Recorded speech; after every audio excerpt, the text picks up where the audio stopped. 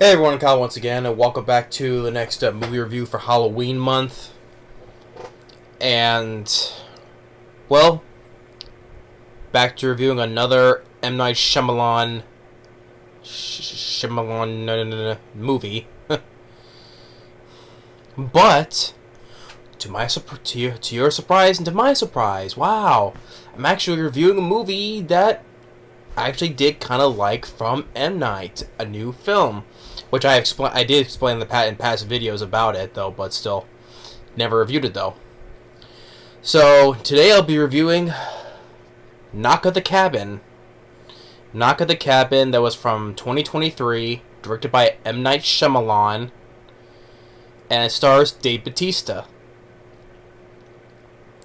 And so, I gotta say, you know, I said before, I said M. Night Shyamalan. I know I'm always ranting and raving about his filmography. You know, I always say that he's pretty much one of the worst directors. Because, okay, like I said before, Sixth Sense. I mentioned about Sixth Sense before, but I also forgot to throw in about the film that I do think it's a bit overrated. I did not mind the Sixth Sense, but I do think it's a bit overrated. I mean, I like Bruce Willis, like I said. But I just rather prefer, like I said before, I just rather prefer a different type of ghost story like Stir of Echoes with Kevin Bacon. To me, I think that was much better. But like I said, I don't mind Sixth Sense, but to me, I think it's a bit overrated. So that's one thing I did not say about the movie in my last video when I ranted about the The Village. Don't want to talk about that piece of shit again. And then Unbreakable, I really enjoyed. I really enjoyed Unbreakable. That's one of his best movies he's done. Signs, I'd probably make it as... I would probably say Signs and Unbreakable are his best movies. Because for Signs, I enjoyed Mel Gibson. I like Joaquin Phoenix. You know, taking the whole play of the whole crop circles, right? Yes, I said before, the ending, yes, it's goofy and silly with the whole aliens and the water thing. It is silly though, but overall I enjoyed Signs because I think Mel Gibson is what made the film work. And after that, like I said before, the rest of his films after that all went to shit. Like I said, I just ranted this previously. Before this, The Village, piece of shit. After rewatching that film again, I hated that film so much. Stupid movie, stupid twist. Lady in the Water sucked again. Once again. Well, not again because I haven't talked about the movie, but I know I've seen the film before and it was silly and stupid anyway. Waste of Paul Giamatti as well. So yeah, Lady in the Water sucked. The Happening, great comedy. And that's one thing I've heard mentioned, but M. Night doesn't direct his movies like human beings in these movies, you know? They don't. Well, when it comes to the shitty movies, yes, they don't act like human beings. Especially in The Happening, where it's stupid dialogue. That's another thing, not only he sucks as a director, but he is as a writer as well. That's what I'm trying to say. As one thing I didn't mention, he also writes a lot of his movies as well, and he sucks at that too, because he's always writing these weird lines of dialogue, especially in The Happening, where a guy talks about freaking hot dogs. You want a hot dog? What? No. Mark Wahlberg talking to a plant. Oh, it's a fake plant. Pfft. Like I said, the whole idea, that premise of the movie could have been an interesting idea, though. But the thing is, though, what M. Night, directing it went to shit. It's a great comedy as well. Like I said, it's a fantastic comedy, even though it wasn't meant to be. You know, I ran to that film as well. Fuck The Happening. Last Airbender, piece of shit as well. After Earth, Will Smith and his no talent son. Fuck After Earth. The Visit is also laughable too, and is also another piece of shit. Tries to be like a found footage with these two kids, these annoying kids, especially the brother who tries to be a rapper, and the grandma. running around naked like she's like freaking Sonic the Hedgehog, and the grandpa shoving dirty diapers in kids' faces. Yeah, that's supposed to be scary, right? I hate The Visit. What else? Goddamn, Old sucked as well. More stupid characters. Especially another one who was that rapper. And then earlier this year, Trap. You know, I mean, I like Josh Hartnett, like I said. I mean, he was the best part of the movie, but then also the second half. Oh, people say there was no twist in that movie. Well, the twist is that's really this. Other than Josh Hartnett, the other main star was M. Night's daughter, who was the singer. You know, and she sucked too. You know, she can't act. That was the twist, because like the trailer didn't play off like, oh, she was a star of it, like she was just acting on the stage, right? Oh no, that's the twist. She was actually also the main star of the movie. You know, Trap sucked. I mean, it's like and Split I mentioned, and Glass. I know Glass sucked. Ruined the Unbreakable movie. Especially when Split, we did like at the ending where, oh, it's actually in the universe of Unbreakable. Great. I mean, James McAvoy, he was decent making all those personalities, though. I think he did a decent job in that movie. But I'm personally not a fan of Split, though.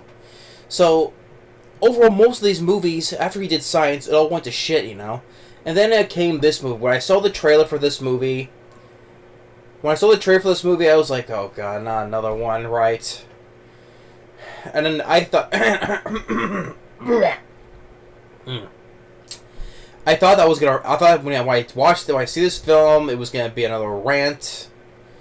But actually, it turns out it's not. Because actually, overall, I did like the movie. Because I thought it was intriguing. I like the idea behind it, because it says it's based on a book which I've never read, so it's based on a book. So I can't really say on that though, but I thought the idea was intriguing, an interesting idea, and the acting I think overall was solid, especially when it came from Dave Bautista. I think he did a really great job in this movie, just expressing more of his acting talent. Like certain other people that don't. But I think Dave Bautista, I think he did a really great job. Because after he was finishing doing his Guardians of the Galaxy character of Drax, right? I think he wanted to do more, express more, doing more roles like these. I think he should. I think Dave Bautista should do more roles like these, expressing his acting, dramatic acting talent. I also liked him in this film called Final Score. It's like, take it what you've seen Sun and Death with Jean-Claude Van Damme, but instead of a hockey game, it's a soccer game, right? I actually like that movie as well. I liked him when he was in Blade Runner 2049. It just shows he can do some acting. Army of the Dead. Well, Army of the Dead. It wasn't his fault, you know. He wasn't the problem. It was the stupid directing and script, you know. Especially that freaking in the movie, that daughter of his, basically the one who wouldn't listen, and basically got her father killed, bitten. So, it wasn't Dave Bautista's fault. It was the writing and the character's fault, especially that stupid daughter. Good job, you got your fucking father bit and killed basically because you're fucking stupid because you wouldn't listen. So, yeah, I hate Army of the Dead. From fucking Zack Snyder. So, but I think Dave Bautista, he can show his acting talent. His dramatic roles. It's like with Adam Sandler, you know, he's going away from comedy and do more acting roles like he did like like this year, Spaceman or Uncut Gems. It shows that Adam Sandler, he can do dramatic roles too, you know. So, but anyway, listen, I like the whole idea of it. So the plot of the film is you have these two dads, Yes, I know. And actually, one of them, I think the character's name is Eric. One of the dads is actually Jonathan Groff. He's the voice of Kristoff from the Frozen movies. Yeah, so yeah, the voice of Kristoff from Disney's Frozen. He plays one of the dads. They have this adopted Asian daughter they had named Wen. They go to this cabin to get away. You know, I think there's a getaway cabin. And so they're having a good time, and until when Wen, I thought the girl who plays Wen, I thought she did a pretty decent job as well. Like I said, overall the acting is very solid in this movie. Like I said, because the girl she's just playing with the flowers, and then Dave Bautista walks up, you know, and he's not acting like a villain straight off the bat, because when he talks to the girl, he's actually acting pretty nice. You know, he's talking all nice and trying to be charming and stuff, right? Say, hi, my name is Leonard. It's nice to meet you, Win. And that's the thing with these four characters, because it's Dave Bautista, these four strangers. There are two women and two guys. One of them is Dave Bautista is one of them, and the other guy is Rupert Grint, who played Ron Weasley from the Harry Potter movies. You know, I mean, I see of all the three main kids, right? You know, Daniel Radcliffe, Emma Watson, and Rupert Grint. Daniel Radcliffe and Emma Watson have won getting more bigger roles in films more than Rupert Grint. I don't know why. Because I saw the trailer for this, I'm like, oh hey, it's Ron Weasley. I'm like, why hasn't Rupert Grint done more roles? You know, because it's actually Daniel Radcliffe doing more acting roles, and so did Emma Watson. You know, I mean, her for a big role in Beauty and the Beast, you know, and stuff like that. But I don't know why Rupert Grint didn't do. I don't know, maybe it's just me though, but just like he didn't do more bigger roles like those two have, you know. But so okay, it's cool to see him in this. He's among one of the strangers, and these two other women. One is a nurse, and I like the fact that these four strangers, they're not villainous at all though, because they're actually scared. They don't want to do this. They all got these visions that they were told to do this because one thing leads to another. They're struggling. The dads and the girl, they're struggling to, because they're trying to get into the cabin, which eventually they do though. You know, it's a struggle. Eventually they get tied up, and Dave Bautista explains to them, you know, which it shows from the looks of all the four of the strangers' faces that they're all scared. You know, they don't want to do this. They have no choice in the matter because they all receive visions that with this family, Dave Bautista is telling them, you have to sacrifice one of you.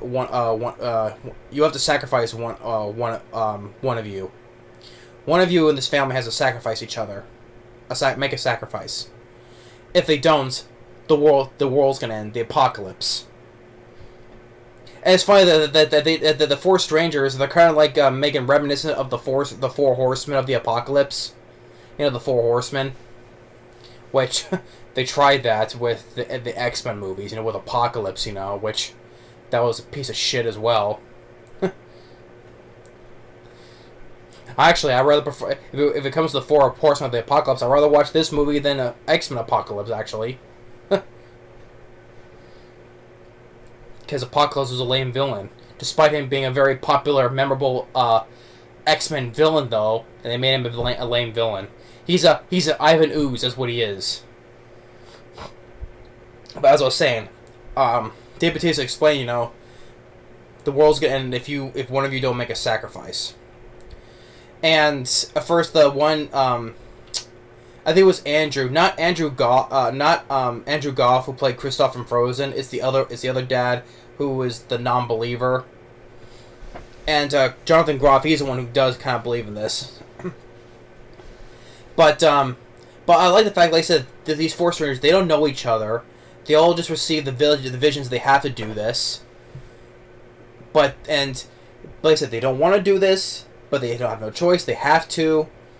But as you see, they're all scared, and they're kind of begging them to do this because we don't want the world to end. Because we don't want the world to end. Yes, because no one doesn't want the world to end. But like, you can see the looks in their faces. It shows they're kind of begging to do this, and they don't. But they seem like they don't want to because they don't want to do this.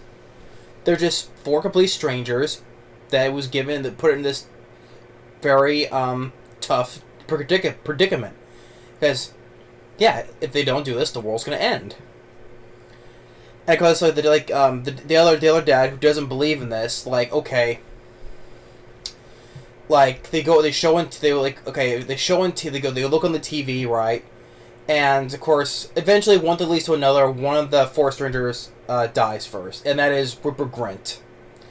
You know, they bludgeon him to death, and then, which I knew because I knew that they would die anyway. Because if you see the blink in the trailer where they're putting this white cloth over their face, I knew they're gonna die. But after Rupert Grint died, he's the first to go. Then they show on the TV that there's a tsunami, earthquakes. So, if no one doesn't make a sacrifice, each of the four soldiers have to keep sacrificing themselves to prevent this, though. But more disasters are coming, and the dad, the disbeliever, is like, "Oh, that's fake. It's fake special effects." Although there's a point where Dave Bautista memorized the broadcast before it happened, and like, wait, how'd you know that? You know. Although they don't bring up the argument, say, how did you know that? How can you memorize it if you hadn't seen it? You know, I think they don't bring that up though. But eventually, show these people are actually not villains though. Like they're kind of good people. Like one of the strangers, one of the dads got a concussion, and she's actually a nurse, so she goes and treats him, acting kind. You know, like I said, these people are not villains. They're just put in this the predicament of their lives. They have no choice in the matter. Like I said, they don't want to do this though, and it does bring up the difficult choice. You know, what are you supposed to do? Are you supposed to do it, or you don't want to? You know, it's kind of like taking a play on that overrated piece of shit film Cabin in the Woods, where you're supposed to make a sacrifice to appease the gods, right? And if they don't, the world's gonna end. Of course, it leads on the downbeat ending where the two teens, they just let it happen, you know. they just let it happen, you know, and the whole giant hand coming out of the ground. Here, at least they don't do that. And by the way, yeah, although it was kind of predictable because, predictable because. It was predictable for me because it showed. I knew that they were telling the truth. That Dave Bautista and the strangers, they were telling the truth. I do think that it was kind of predictable in that part because how they're telling the story, right? I do think it was they're telling the truth. They weren't faking this. Like I said on the TV, I said, "Oh, how are you faking that?" Like when it comes to when they're sacrificing the next woman, right? The woman, not the nurse, but the other one. When she dies back on the TV, there is this virus that's going around. So they're saying how Jonathan Groff is like, okay, maybe this is happening, you know. So maybe they are telling the truth, which I do kind of predict it was because otherwise we wouldn't have a movie if nothing ever happened, you know. So, and then they try to get they have this gun. They try to get the gun back, and then the next one to die is the nurse. And then we see on the TV now a bunch of planes are falling out of the sky, and they say, oh, and once again the disbeliever dad say, oh, that's bad. Those are just bad effects, which actually on the TV where it shows the planes falling out of the sky, it is some kind of dodgy CGI. It is, though. I will give it that, though. But it's like, oh, those are crappy effects. I'm like, that is kind of ironic, though. But there are kind of dodgy CGI planes falling in the sky. I'm just pointing it out, though. So those be saying, oh, those are fake effects, though. But the other dad, Jonathan Groff, I actually believe this is happening. So Then it gets to the point towards the end where they struggle with Dave Bautista. Like I said, I think Dave Bautista, he did a really great job. He's being a nice guy. From the tone of his voice, he doesn't want to do this. Like I said before, and he's actually in his job. He was actually a teacher, and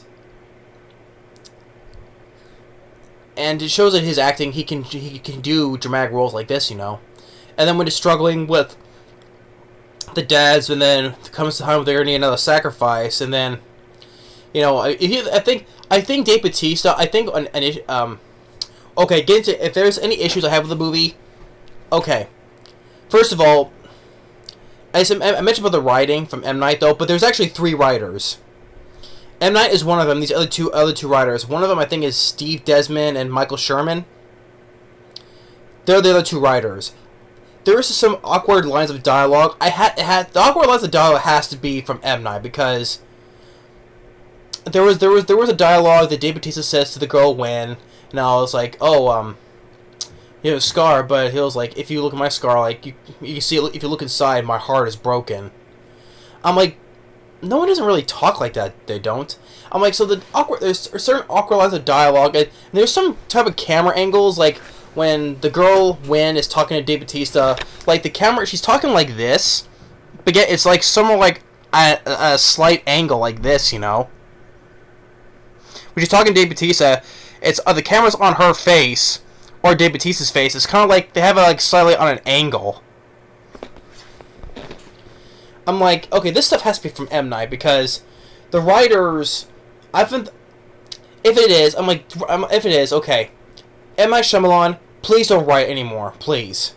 You can't, let alone, for the most part, okay, I think you did pretty decent with this film, but your rest of the filmography outweighs the positives outweighs the positives than you got, okay?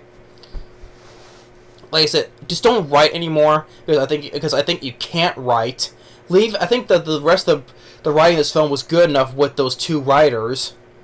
I think the stuff though, the dialogue being thrown in, I think that was on the writing part was you. So I think, please don't write anymore, please. You can't write for shit, okay? I think for the rest of the good writing of this movie was what goes to those 2 guys, those 2 writers. But yes, if I were to say, yes, I think that M. Night did a decent job with this movie, okay? Wow. After the many ones he did that were shit before this, here you go, M. Night, you get a cookie, alright? There's your award, you get a cookie. You made one okay movie. Like I said, it's not great. I didn't love it though, but I thought the idea was intriguing enough. I thought the acting was solid for the most part, so I think it was a pretty decent movie he did, okay? But like I said, he did more bad movies than he did good movies, okay? But anyway, getting to the ending, like, okay, then it comes to Dave Bautista's, his sacrifice. He cuts his throat. And then, when it came to the choice, the one who, Andrew, who was the one who, I think who was the non-believer, the dad who was the non-believer, he makes a sacrifice. He shoots Jonathan Groff. So he and Wynn get out. They drive off. They go to this cafe or diner, and they see on the TV where all these people are watching, and that all the disasters have subsided. They've stopped. So, but which turns out, yes, it was all what Dave Bautista was saying. It was true. Which I did say it was predictable, because I knew that they were telling the truth. I did predict that they were telling the truth, that the whole thing was going to end. So that was kind of predictable. It was a predictable on this plot of the movie that, yes, what they're saying is actually true, yes.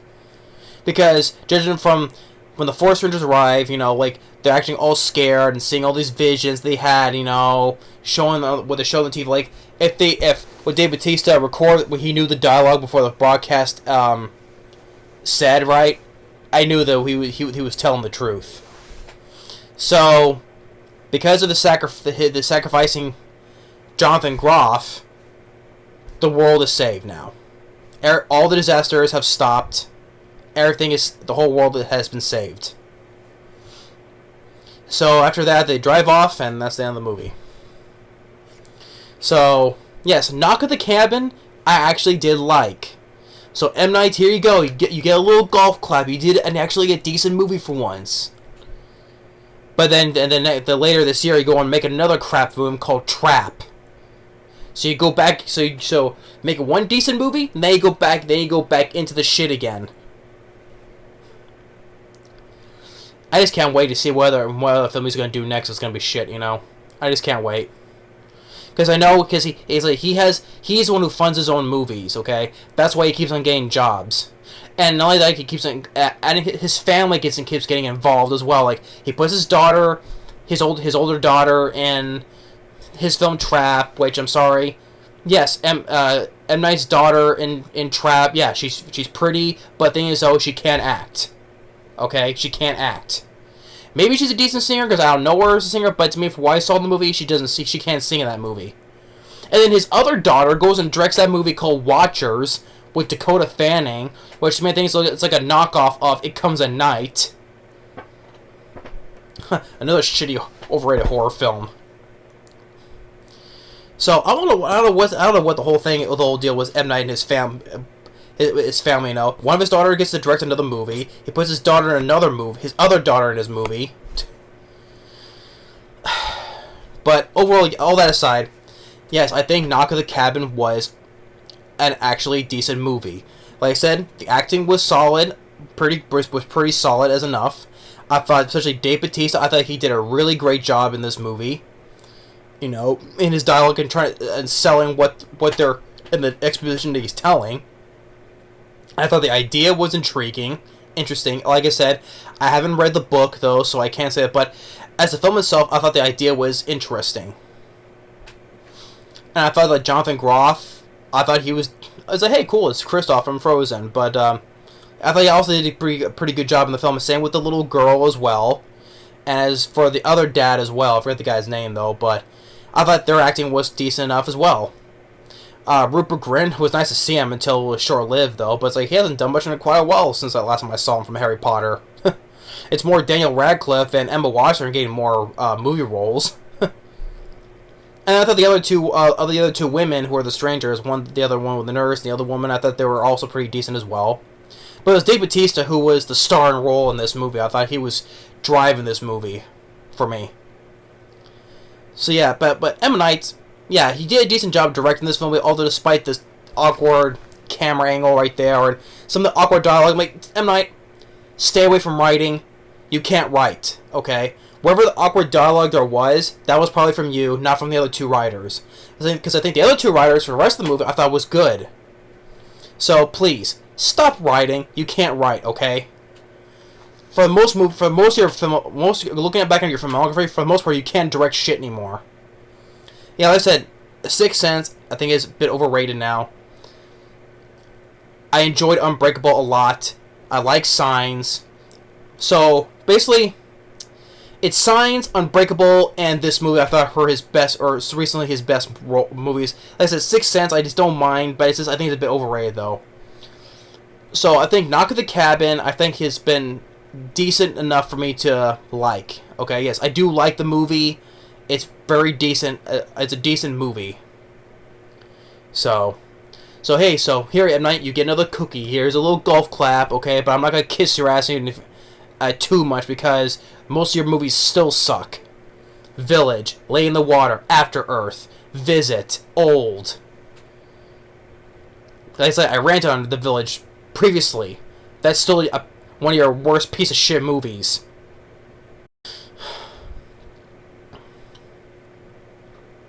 So yeah. At least it was kind of predictable. Hey, at least there was no big huge twist, like I said. Which that did make it refreshing. Jeez, wow. God forbid for M. Night not to do a film where he doesn't throw in a big huge twist all of a sudden. So, at least that was refreshing to see. So, but yeah, Knock at the Cabin, I did like, yes. For a new film from, well, it was from last year though, but still new though. But From M. Night, wow. Shocker. But still, this year, Trap still sucked. I just can't wait to see what's his next movie he's going to do next. That's probably going to suck again. So, we'll see. Thanks for watching. Stay tuned for the next movie review. We'll see you next time. Later.